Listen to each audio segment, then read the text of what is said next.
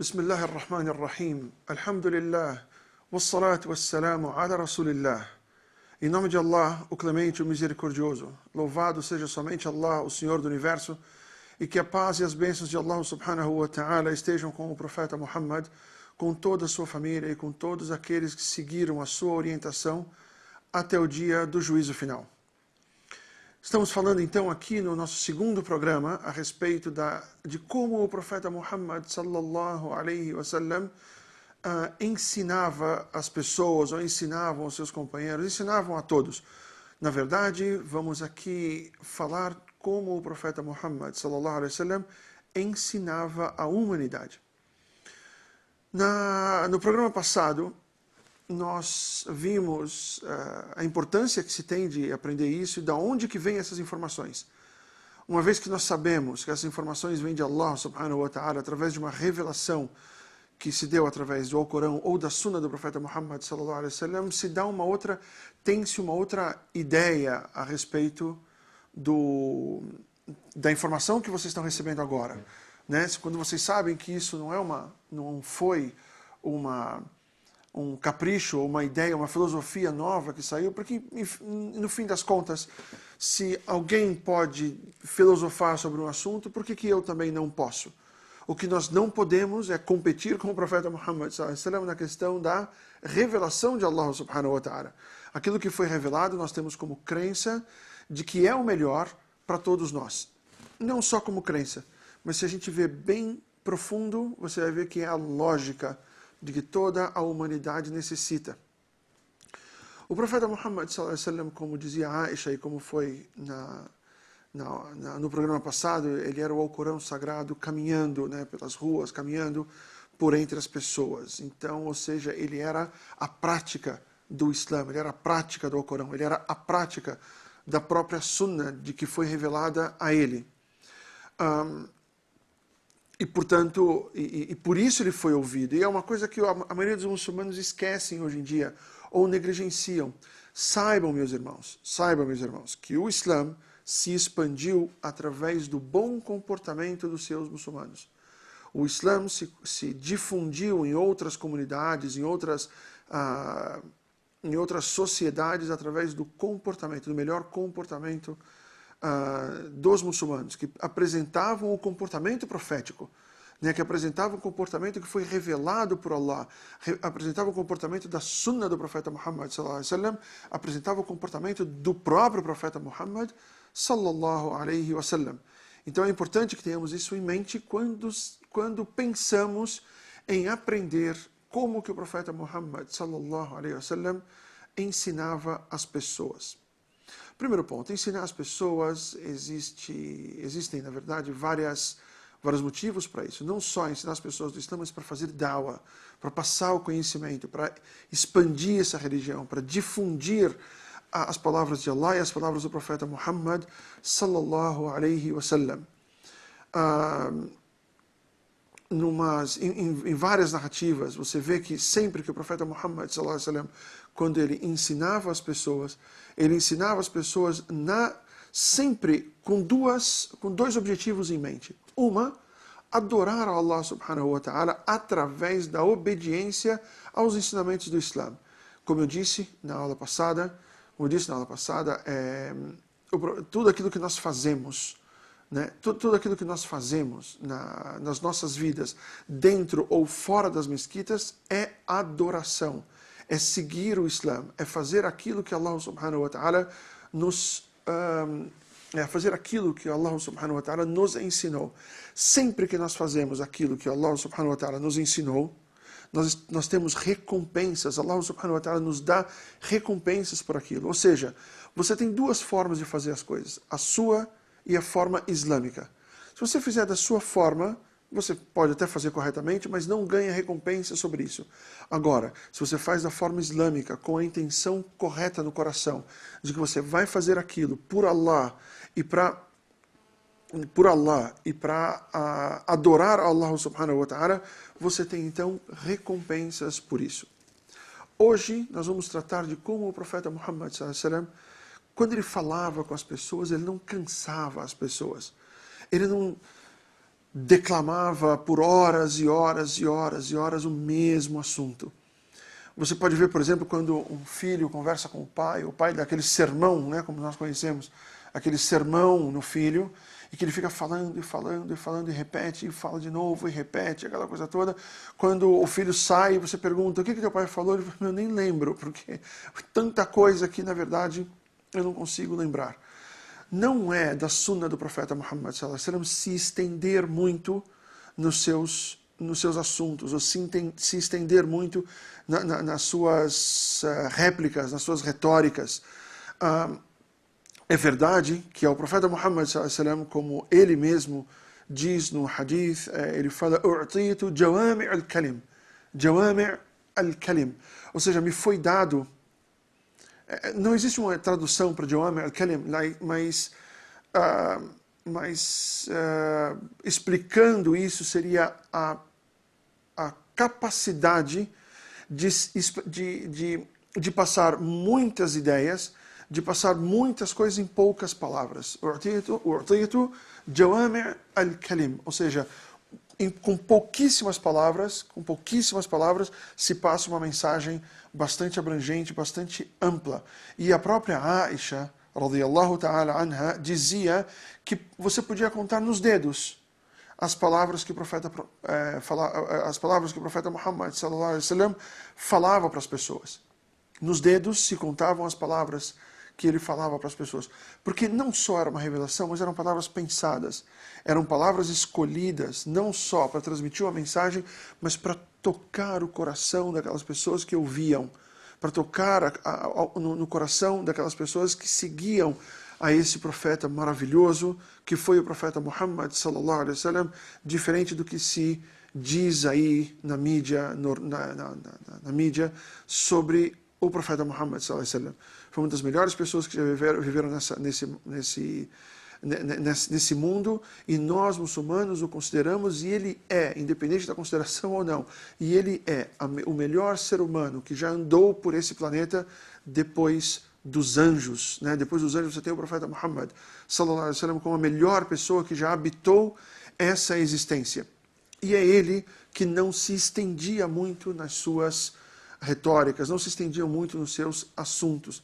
Infelizmente, nós vemos hoje nas khutbat al-Jum'ah, né? nas khutbat al-Jum'ah, ou seja, nos sermões de sextas-feiras, onde o sheikh se estende por horas, ou muitas vezes você tem aí uma oração de sexta-feira sendo feita em 2 horas ou em 1h30, onde o sheikh fala durante 1h40 minutos, 1h30 minutos.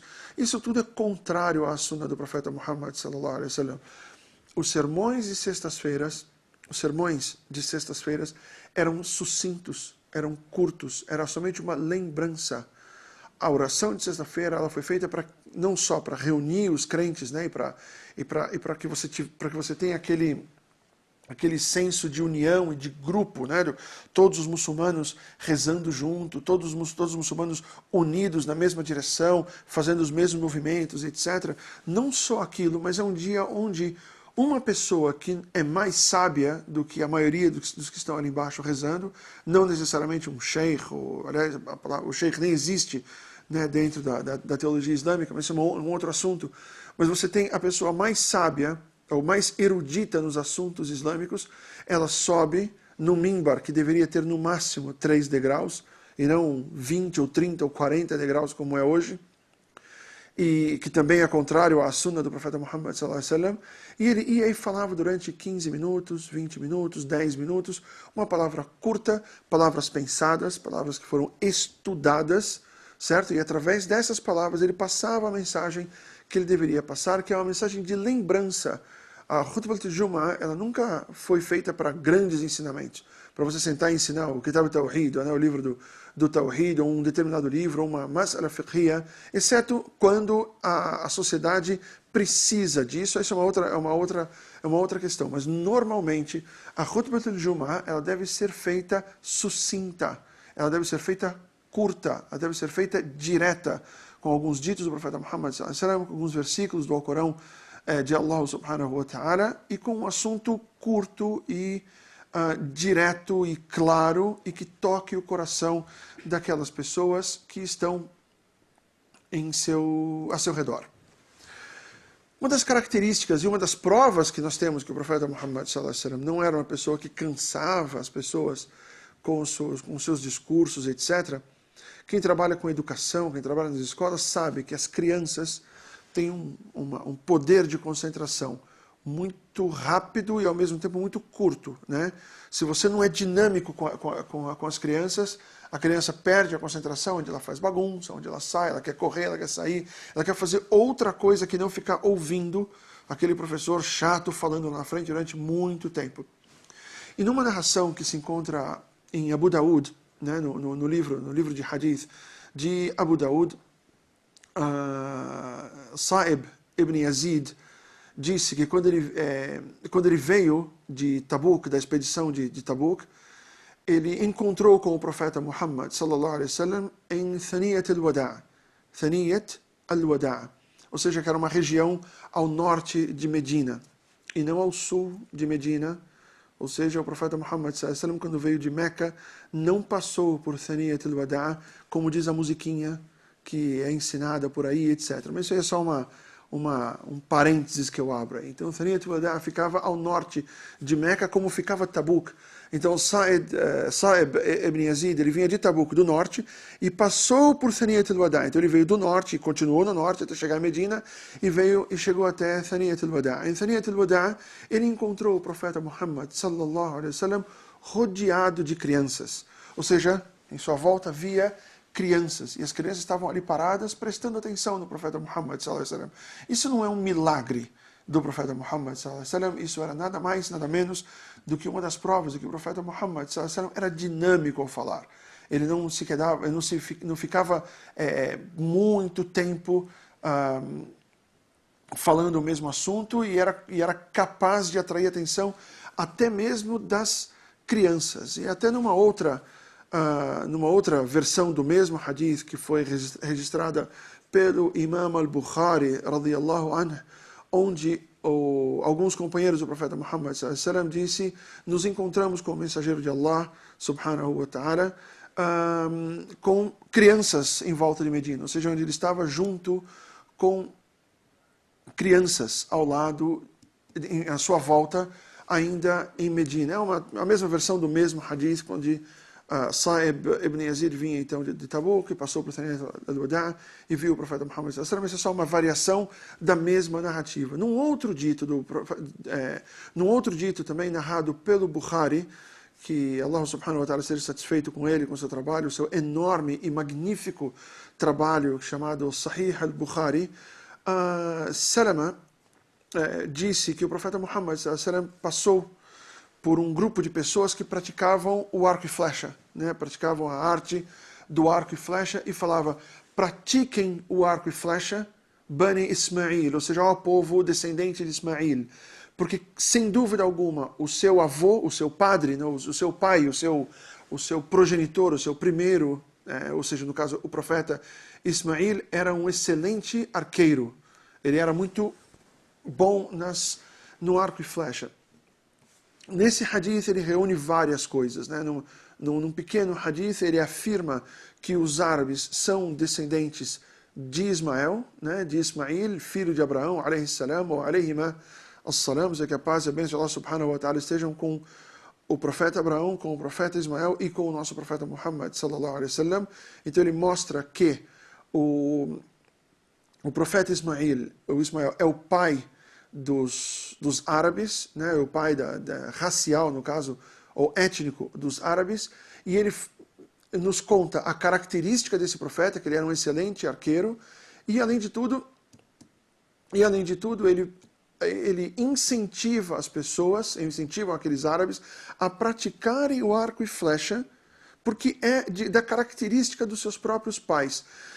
Não só, e o profeta Muhammad sallallahu alaihi wasallam nos diz tudo isso, como existe uma certa, me desculpem, como existe uma indicação que você praticar os bons atos que os seus pais praticavam faz parte da formação do muçulmano, faz parte da nossa formação. Aquilo que os nossos pais crentes praticavam. Então, assim como Ismail, alayhi salam, praticava o arco e flecha, então os árabes também deveriam praticar o arco e flecha, e eu digo que todos os muçulmanos deveriam praticar arco e flecha, ou tiro, alguma coisa relacionada a esse esporte. Essa narrativa também foi narrada por Al-Bukhari. Hoje, então, terminamos com essa questão. Então, resumindo, o profeta Muhammad sallam, foi dado a ele o milagre de falar muitas coisas com poucas palavras. A Aisha dizia que o profeta Muhammad sallam podia se contar nos dedos de uma mão o número de palavras que ele falava normalmente. Não se deve se estender muito nas suas retóricas. Seja objetivo, seja claro, seja como foi o profeta Muhammad sallallahu alaihi wasallam. Seja curto nas suas palavras, pense nas suas palavras, metodologias, ou seja, tenha metodologia para falar, ou seja, pense exatamente como você vai falar de determinado assunto, seja claro, objetivo e direto. E terminamos com uma narrativa do Ali ibn Abi Talib, radiyallahu anhu, que ele fala: "Khairul kalam ma qalla wa dal wa lam yatil fayumil." Ou seja, as melhores palavras são aquelas que são poucas, porém indicativas de algo importante e não se estendem ao ponto de cansar as pessoas. Barakallahu fikum, muito obrigado por mais um dia nos acompanhando aqui no canal Córdoba Internacional nessas aulas sobre técnicas que utilizava o profeta Muhammad sallallahu alaihi wasallam no ensino das pessoas. Barakallahu fikum, jazakumullahu khairan.